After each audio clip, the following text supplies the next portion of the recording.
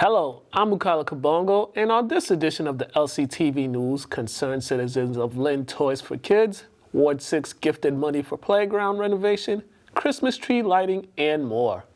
On the Lynn Lowdown, we talked with the City of Lynn Senior Center. Here's this week's LCTV News for Friday, December 3rd, 2021. This episode of the LCTV News is brought to you by Columbia Insurance Agency, serving the Lynn community for over 60 years with home, auto, and business insurance.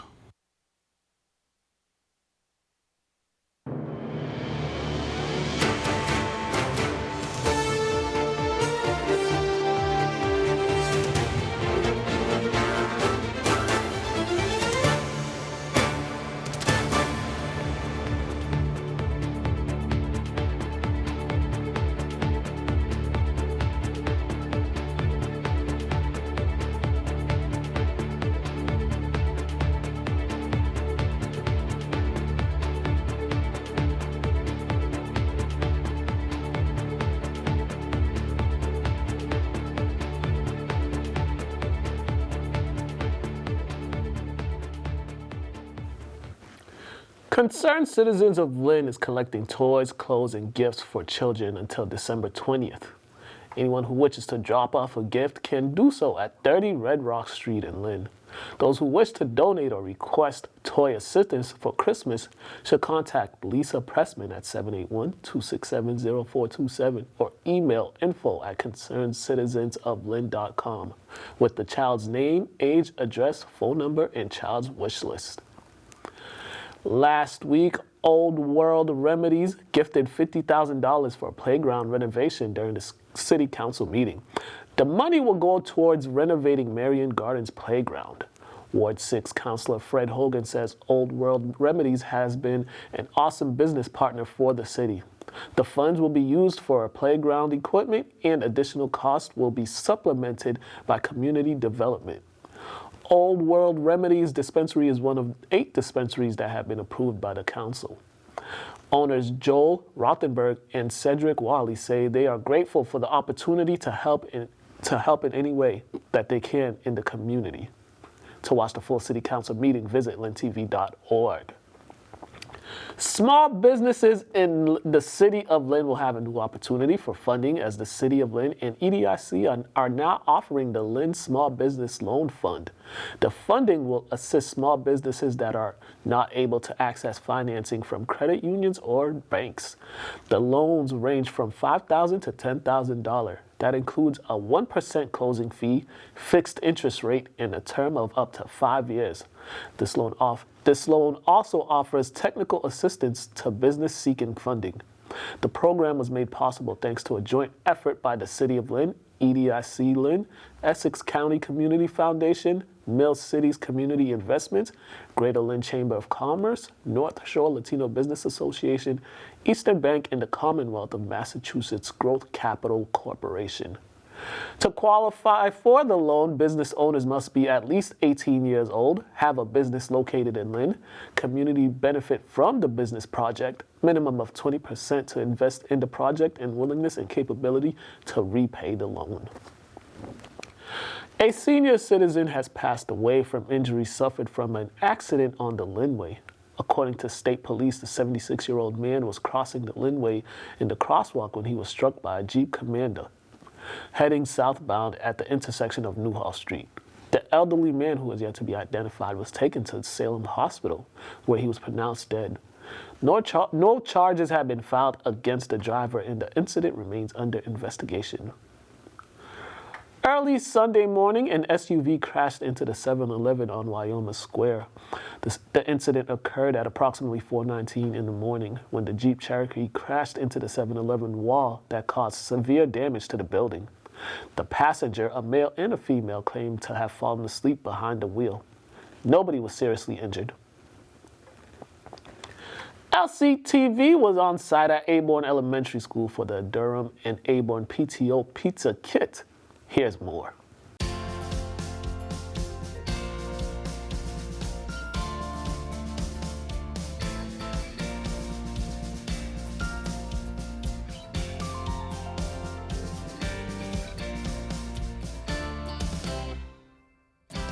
We have a wonderful neighbor, Durum Pasta, right up the street, and we thought it would be a wonderful idea to promote their business and support our neighborhood, but also have a fun event for the kids. We looked at different types of fundraising options, and they were all out of the state or just sort of complicated, and we thought we'd keep it local, especially after the pandemic. We try to support people who have supported us in the past. Durham came through in a huge way, and we're just really excited to have this opportunity.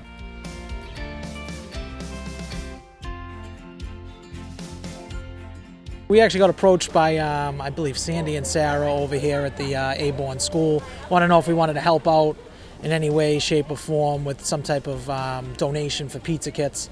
We decided that we just outright just give the kits so they can just make 100% of the proceeds. We're right down the street from them. So many people from Aborn come to our store every single day. We figured we had to give back somehow, and we feel like this was just a great opportunity to do so. Yes, we're very grateful for Durham for their generosity. We were a little behind in our fundraising goal because of last year and the pandemic, so this really set us up nicely for the year. So we're very grateful for them.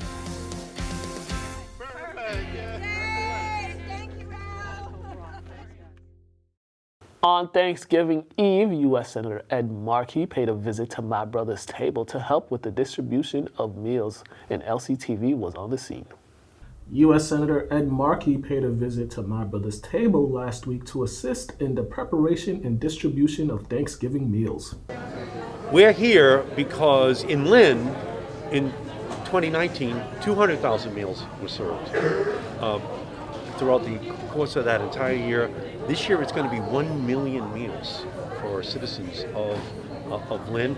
I think it's great. I think this is a real time of year when people care a lot about other people, and they're really thinking a lot about family and friends and what that means to be part of a community. And I think this effort here only works when we have the community involved. It really is us coming together as a community, supporting My Brother's Table and the great work that they do, and that's what makes our community a great place. As many organizations closing operations due to the pandemic, My Brother's Table kept their doors open thanks to their volunteers.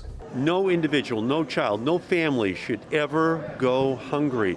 That's what My Brother's Table does. It provides the food for families, the nutrition, the health for every family. The people of Lynn always step up to lend a helping hand, and My Brother's Table is a perfect example of people coming together and the volunteers that make this work. Since I was a young kid, I remember volunteering here in elementary school, and it's a tradition in Lynn to give back, and so thankful that we have it here, and thankful for all the work that you're doing to help support these programs. It's just absolutely inspiring to see all of these volunteers here at My Brother's Table, making sure that everyone in Lynn gets what they need, especially around the holiday season. The holiday season is a busy time, and the hope is more volunteers come aboard to help distribute food to families in need. It's not just the individuals that come here, but there's some of the group homes will send somebody that works at the group home, and they'll come pick up dinners for everybody in the group home. There's a gentleman that lives in elderly housing, and he'll come and he'll pick up meals for everybody that lives in his elderly housing. So it's a nice way to kind of spread the meals throughout the community without people having to, some of the folks that are sick or older, it's easier for them just to get it where they live. It's critical that we have a program like this because it provides food and health during a period of insecurity that millions of families are suffering from across the country. But here in Lynn, it's pretty clear that the whole community has come together to make sure that no one is going to go without. Lynn Tech Alumni Association held their 7th annual Festival of Trees from November 14th until the 20th at the Annex Building, and LCTV spoke with the organizers. For 6 days, the Festival of Trees brought all walks of life to Lynn Tech. Welcome to the Festival of Trees. This is our 7th annual. Everybody has been extremely generous. The community with their donations of trees and wreaths and baskets.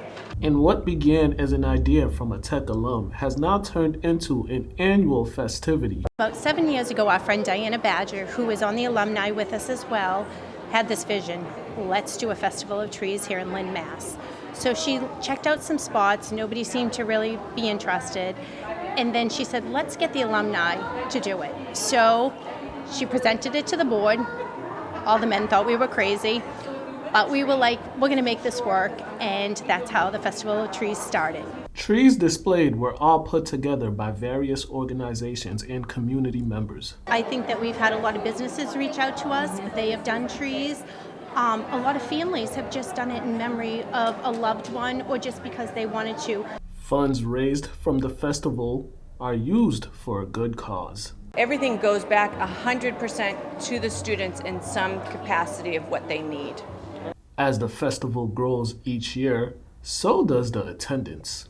You know, first of all, it started with people starting to come. Now it has become traditions for families. They meet here, they tour the trees here, they bring their friends here. It's a huge community builder, and watching everybody come together. And Lynn, is such a fabulous place. So to have all these people come together is amazing.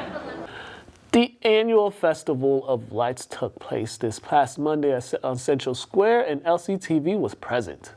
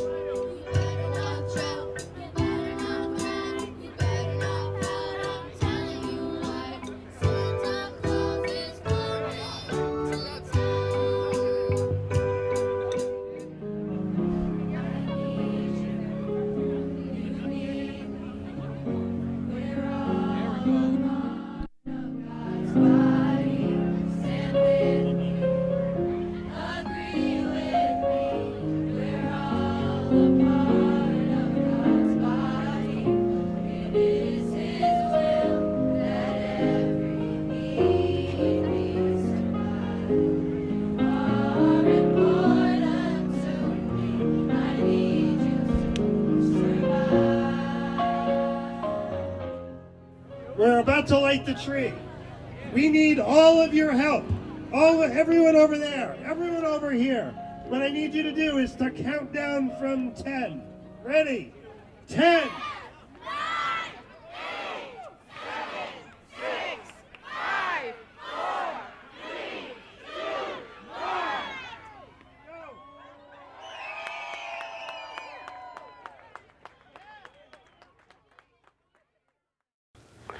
LCTV was present on the Lynn Commons earlier this week for the annual Christmas tree lighting ceremony. Here's more from the ceremony.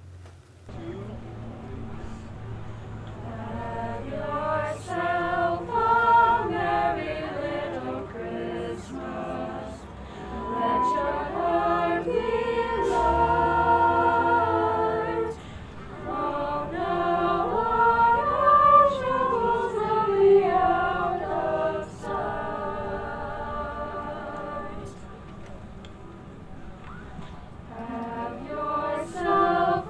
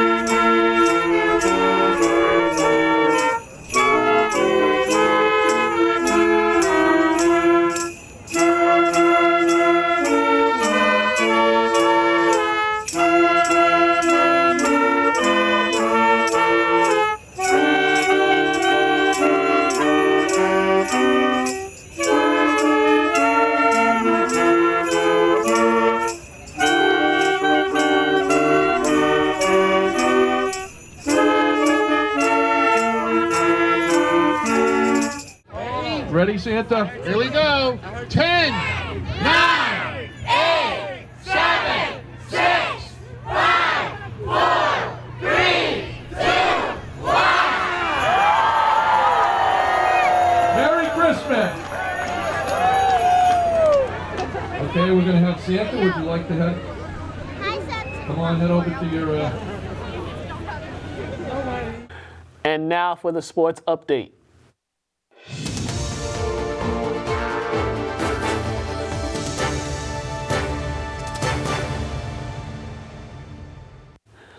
The 107th meeting between Lynn English and Lynn Classical on Thanksgiving turned into an instant classic as the Rams came away with the 17-14 victory over the Bulldogs in double overtime. The Rams on the opening drive went right down the field and capped it off with a touchdown run by Marquise Avery to make it 8-0. The Bulldogs would respond on their opening drive as they marched down the field, and running back Wesley Chandler finished it off with a 10-yard touchdown run.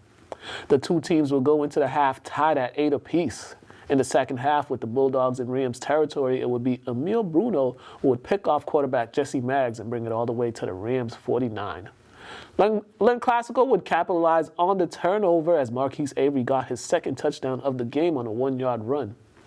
Late in the fourth, sophomore running back Ernie Paneas tied things up with a 38-yard touchdown run. The Bulldogs had an opportunity to win the game in regulation after Edwin Castro's 37-yard reception to get the Bulldogs into Rams territory, but the Rams defense would hold. In the first overtime, the Bulldogs defense would stop the Rams on fourth down to give themselves the opportunity to win the game. The Bulldogs would run a trick play on their first possession that looked to be the game-winning touchdown by Jesse Maggs, but a Bulldogs penalty would negate the play. In the second overtime, the Rams would pick off Maggs on the Bulldogs' first possession. Kyle Durant would knock in the game-winning field goal on the fourth down to give the Rams the victory. St. Mary's captured the Catholic Conference Large League Championship after their 42-12 victory over Austin Prep. St. Mary's running back David Brown Jr. will be the star of the game as he gained 283 all-purpose yards to go along with 4 touchdowns. Brown got things going in the first on the Spartans' second play of the game as he broke a 49-yard touchdown run to get the Spartans on the board. Brown will find the end zone once again on the Spartans' second possession of the game when he broke off a 20-yard touchdown run. After the Spartans' defense forced a turnover, quarterback Ali Berry would connect with Brown for a 48-yard touchdown reception to make it 22-0. Brown would not be done. He would return a punt 66 yards to cap off a 4-touchdown first half. The Spartans finished the season with a 10-2 record. Kip Academy closed out the season with a dominant 38-12 victory over Lynn Tech at Manning Field. Senior JTN M stole the show as he got in the end zone 3 times, and M's first touchdown came on a pass from quarterback Pierre Canellis. M would strike again as he returned a punt 70 yards to put the Panthers up 20-0. After Tyler David connected with Ethan Prum for a 50-yard touchdown run to make it 20-6, the Panthers would respond with a 67-yard touchdown reception from receiver Vic Maffel to make it 26-6. In the fourth quarter, M would find the end zone once again for the hat trick. The Panthers finished the season with a 9-2 record. Boston College Eagles football team ended their season with a tough 41-10 loss to Wake Forest Saturday afternoon. Wake Forest quarterback Sam Hartman threw for 236 yards with 3 touchdowns, while receiver A.T. Perry caught 4 passes for 81 yards and 2 touchdowns. The Eagles finished the season with a 6-6 record. Boston College men's basketball team moved to 5-3 on the season after their 64-49 victory over South Florida Monday night at Conte Forum. 4 different Eagles scored in double figures, led by senior James Karnick, who led the way with 12 points. Karnick went 2 for 3 from beyond the arc. DeMar Langford Jr. and Quentin Post each added 11 points for the Eagles. BC opens up ACC play tonight when they host Notre Dame. Tip-off is set for 6 p.m. The Boston Bruins improved to 12-8 on the season after their 2-0 victory over the Nashville Predators last night. Jake DeBrusk got things going for the Bruins in the first when he got the Bruins' first goal off a power play. In the second, it will be Brandon Carlo who will make it 2-0 off a Eric Hula assist. Bruins goalie Jeremy Swayman had a big night as he saved 42 goal attempts. The Bruins are back on the ice tomorrow when they take on the Tampa Bay Lightning. Puck drops at 7 p.m. The Boston Celtics have now won back-to-back games after their 88-87 victory over the Philadelphia 76ers Wednesday night at TD Garden. Jason Tatum will lead the way for the Celtics as he poured in 26 points and added 16 rebounds. After Joel Embiid tied things up at 82, Tatum would knock down an 18-foot step back to give the C's the 2-point lead. The C's would go up 4 points after Dennis Schroeder knocked down 2 free throws to make it 86-82. On the ensuing possession, Embiid's fadeaway would bring the Sixers back within 2, but Schroeder would respond with a layup to keep the lead at 4. The Sixers would not go away as Danny Green knocked down a 3-pointer to cut the lead to 1. The Sixers had a chance to steal a win after a Celtics turnover, but Robert Williams III blocked Georges Niang's potential game-winning 3 as time expired. The C's are off to the West Coast for a 5-game road trip beginning tonight in Utah. The New England Patriots have now won 6 in a row after Sunday's 36-13 victory over the Tennessee Titans. Quarterback Mac Jones continued his stellar play as he threw for 310 yards and 2 touchdowns. His first touchdown came in the first quarter when he found Kendrick Bourne for a 4-yard touchdown pass. Jones will connect with Bourne again in the third quarter on a 41-yard pitch and catch to give the Pats the 26-13 lead. Damian Harris will put the game out of reach with a 14-yard touchdown run late in the fourth. The Pats, now 8-4, will look to take a commanding lead in the AFC East when they visit the Buffalo Bills Monday night. On this week's edition of the Lynn Lowdown, we were joined by Chris Gomez. Here's this week's Lowdown.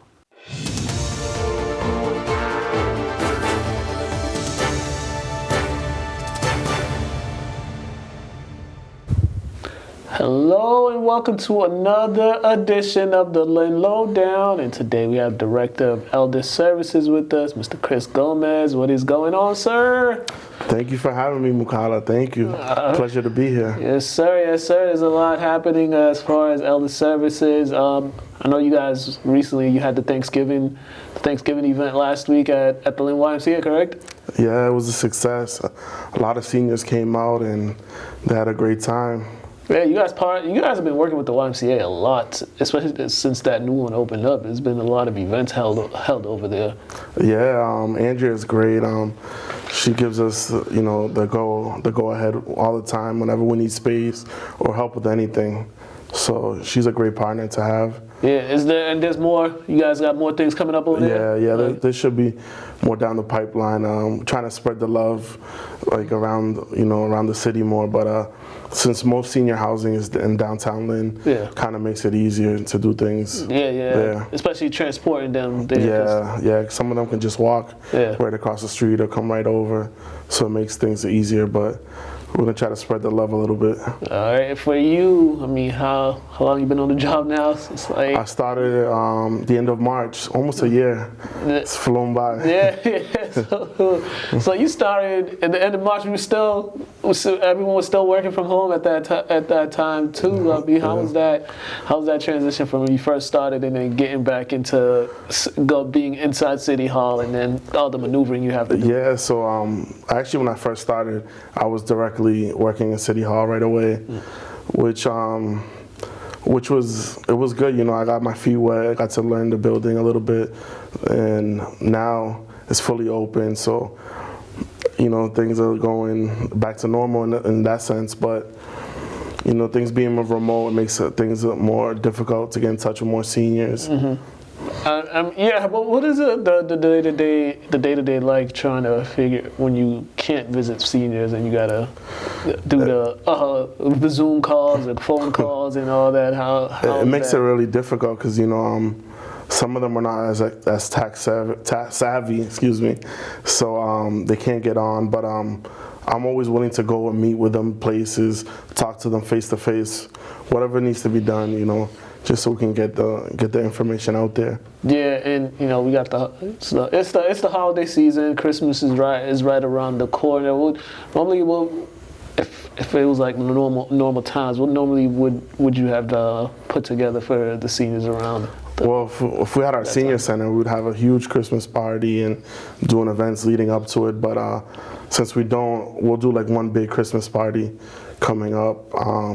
Details to be announced soon. But you know, whatever they were interested in doing. Oh, we're gonna go to Stoneham to watch the Christmas lights. We'll do events like that as well. Like we'll rent vans and do stuff. Like we went to Topsfield Fair. So whatever they really want, I'll try to make it possible. Yeah. Speaking of the senior center, that's been a big topic of discussion for a while now since the one over there, but the Gliss building closed down, and I know now Brendan Crichton, he secured about $1 million to put into for building a new to go into a new senior center. You know, can you just give us a little detail about that? Yeah, so thank you, Brendan Crichton. He secured $1 million for us for a new senior center. So currently we have an RFP out. The deadline is December 13th. So hopefully we'll get a couple bidders and we'll be able to, you know, pick a new place for the seniors. They haven't had one for a while, so we're in dire need, and you know they're really excited because we have some good possibilities. And the plan is to either rent out or build an entirely new center? Well, we need something immediately, so even if we're going to build out, we're going to need a place to congregate, do something. You know, the senior center is a lifeline for Lynn seniors. They do so much things there, so yeah, that's the emphasis. And there was already like about 200,000 already put into. It was kind of like earmarked. Yeah. So we already have that. So altogether, we would have like 1.2 from there. And is there more funds being raised now, or are you guys looking for more funds? My understanding, we're always trying to raise more funds. You know, any donations, anything helps. But I think there should be some monies available. Yeah. Now, what's the next phase? Is there a meeting coming up? So the next phase is December 13th. All proposals are due. Then we review the proposals December 20th. But in between that, you know, we'll meet with the Council on Aging, and we'll meet with, you know, interested seniors to see what are their thoughts on the parties that are proposing, and we'll go from there. And then once we kind of gather together and pick a place, then it goes up to City Council for approval. Can you give us an idea of some of the places that you guys have been looking at, or is that still something that you guys are working on? We really can't speak about the proposals, but me personally, since I started, I've probably gone to like over 30 or 40 places trying to find even a temporary space for us to do anything, even if it's like one day a week, you know, anything. But it's just really hard, you know. We have a real estate boom in Lynn, you know, everything's building, everyone's buying. So it makes things really difficult. Yeah, in your estimation, how many seniors would you say you guys are servicing? Well, before the old senior center on a daily basis, they could see from 60 to like 150 on a daily basis. When I throw these events, sometimes, you know, well over 80 to over 100, 130.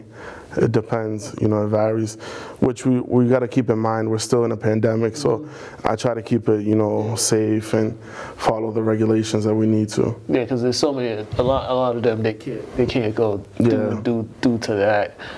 All right, and then we're coming up on the new year. What are some things that we should look forward to that the senior that you guys are going to be working on? Well, I have some pretty cool programs that we're working with the Lynn Public Schools to work on. Some senior integration with the younger kids. You know, we really haven't had that connection before, so I always thought it would be good. You know, it's always good when we can work cohesively as a city. So I think Dr. Tawala loved the idea, and we should be working on that. That should be coming out soon. And then hopefully we'll have our senior center. Once we have our senior center in the new year, maybe by late March, early April, then we'll really be able to start doing a lot of cool projects and things for Lynn seniors. Yeah, because I remember, this was long ago, I remember they used to get the kids from Lynn Public Schools to go down, and the kids that were in chorus to go down and perform for the seniors, or even just volunteer their time and just hang out with them. This was long ago though. Yeah. We're going to be going to a couple of their recitals.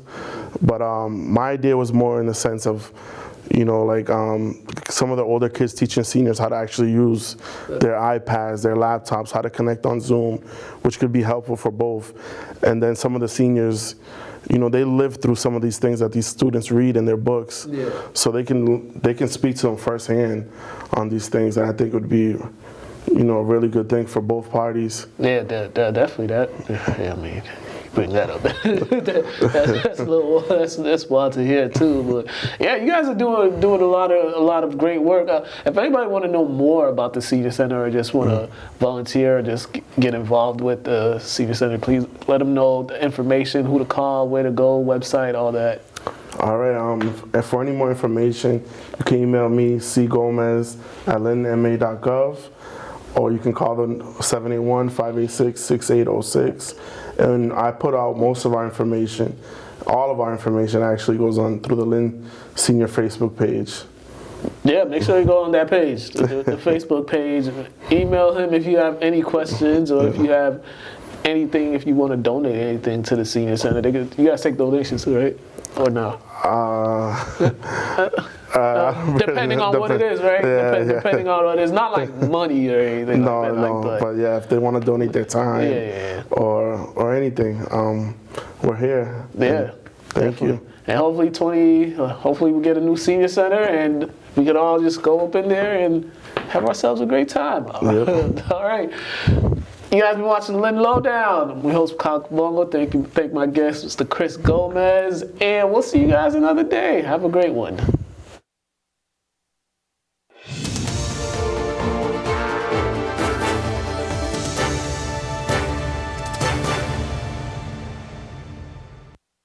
And now time for local events from the community calendar.